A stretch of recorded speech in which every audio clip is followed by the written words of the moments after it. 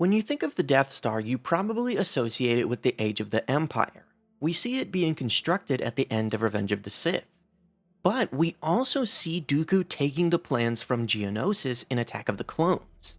This means that the Death Star was already something being discussed in the years before Palpatine turned the Republic into the Galactic Empire. According to the canon novel Catalyst, a Rogue One story, construction on the Death Star was already underway in 21 BBY, right at the beginning of the Clone Wars, while the Republic still existed, while the Senate was still debating policy, and while the Jedi were still the guardians of peace and justice in the galaxy.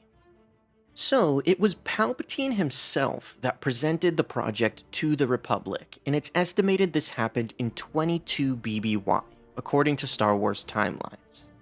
According to Catalyst, the station was never introduced as some radical or morally questionable superweapon. Instead, Palpatine framed it as a necessary defensive response to an existing threat, and he did so by deliberately obscuring the project's true origins. He formed a confidential group known as the Strategic Advisory Cell and showed them the schematic, claiming that it was something the Republic had been forced to pursue in order to stay ahead of the Separatists. The implication was clear. If the Republic did not build this weapon first, then Count Dooku and the Confederacy would. The project was positioned not as an escalation, but as a safeguard. In reality, the plans had not originated with the Republic at all. The novel explains that the basic schematic came from the Geonosians, who claimed that Dooku himself had provided them with the design, which they only refined. Whether that claim was true is almost beside the point, because Palpatine made sure that no one could ever verify it. The Jedi were deliberately excluded from the project and the Strategic Advisory Cell, while intelligence reports about a separatist superweapon were treated as high confidence but conveniently vague, and the origin of the plans were left just murky enough to justify immediate action without inviting deeper scrutiny about where they came from. It was generally accepted that the plans fell into Republic hands sometime after the First Battle of Geonosis. This deception was essential. By convincing the Senate and its advisors that the Death Star was a countermeasure rather than a provocation, Palpatine transformed hesitation into urgency.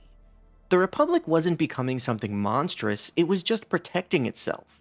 But in truth, Palpatine was racing no one. He controlled both sides of the war, and the Death Star was never about winning the Clone War.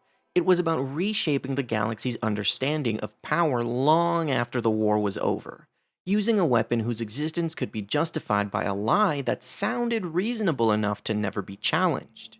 The scene in Catalyst that all of this information comes from is a meeting in the Strategic Planning Amphitheater on Coruscant, a space reserved for the Republic's most trusted military leaders, engineers, scientists, and political insiders. The very existence of the Strategic Advisory Cell here signaled that the Republic was already thinking beyond ships and soldiers, beyond individual battles, and towards something far more permanent and overwhelming. But one of the most revealing details in this scene is that the Death Star's most famous feature, its super laser, doesn't yet exist. The scientists openly admit that the weapon is undefined, theoretical, and possibly beyond anything the Republic has ever attempted, even though construction is already underway. The station is being built in anticipation of a breakthrough that may or may not come. Palpatine and his scientists have faith that technology will eventually catch up to ambition, and that power will justify itself retroactively. Obviously, this leads to Galen Erso coming on and working on the super laser. Palpatine thrives in this uncertainty. By committing the Republic to the physical construction of the station before the super laser even exists, he ensures that failure isn't even an option. Too many resources have been spent, too many careers are tied to success, and too much pride is invested to allow hesitation. Even if the weapon proves difficult or takes years, the machine must be completed. And as we know, the Death Star's super laser wasn't even used for the first time until 21 years after this meeting in Rogue One. Something else that Catalyst reveals that is really interesting is that the Death Star was not the Republic's first flirtation with superweapons. It's explicitly stated that after the Naboo crisis in The Phantom Menace, well before the Clone Wars even began, the Republic's Special Weapons Group had already explored concepts such as an automated battle moon asteroid, which sounds remarkably similar to the Death Star. These projects never made it past the design stage because there was no political appetite or necessity for them at the time.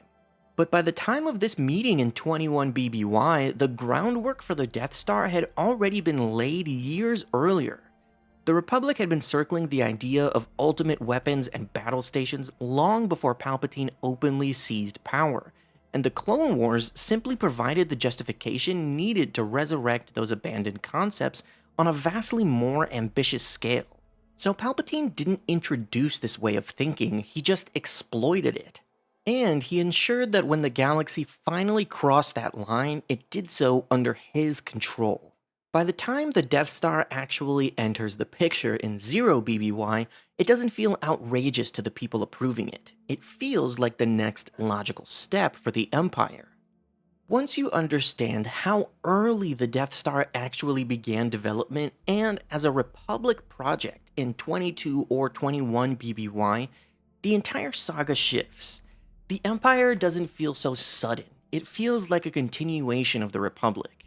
The Death Star wasn't just a weapon, it was a declaration that the Republic no longer believed in its own ideals, and that peace would be enforced not through justice, but through fear. By the time the first planet is destroyed, the moral collapse that made such an act possible has already been complete for years under the Empire. So when you might think that the Empire created the Death Star, that's really only half of the story. The truth is that the Republic conceived it, nurtured it, and began building it while convincing itself that it was acting responsibly. The Empire didn't invent the Death Star, it simply finished what the Republic had already started. And that realization forces us to confront one of the most uncomfortable truths in Star Wars. The fall of the Republic was not sudden, and it wasn't inevitable, but it was already underway long before Palpatine ever crowned himself Emperor. Thank you guys so much for watching this video. I hope that you enjoyed it. Make sure to like and subscribe if you did, and as always, may the Force be with you.